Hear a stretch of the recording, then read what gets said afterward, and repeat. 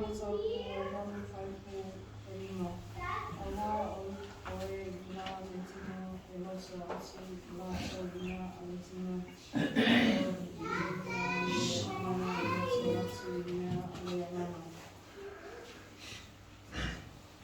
Johannes Fumani Lima, whai upo e ono.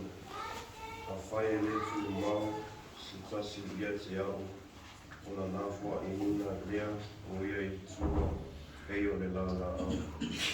Ma whaapopoina, e no whaapopoina, ai lea e tangata, a nafo I le awhi, ua susununa, ona, ua susununa, susunua.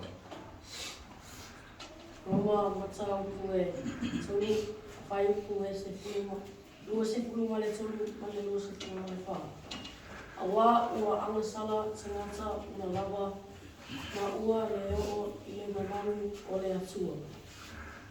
Ua tau amu tonu ina, fua I lona alofa tunoa le toniona ea ke riso Yesu. Koe ni toi lua, matau koe lima, whai upoe, Amos Fumatasi. A wā o lena le no le angasana, na whai o ie le tuana angasana, po I tātou, ina ia avei tātou māmi o tono le atua ia te iwi. The cross shows God's great love for us. Through Jesus, we are forgiven for our sins. His sacrifice brings us hope and new life. Salvation is a free gift we can receive by faith. Because of the cross, we can have a relationship with God. E te lea o a ora ni sātau mo Yesu, a se te sio o a ora tāua, o le ora whaumau, o le mea no whawhua I fua, na mahi wai, mō oi maa,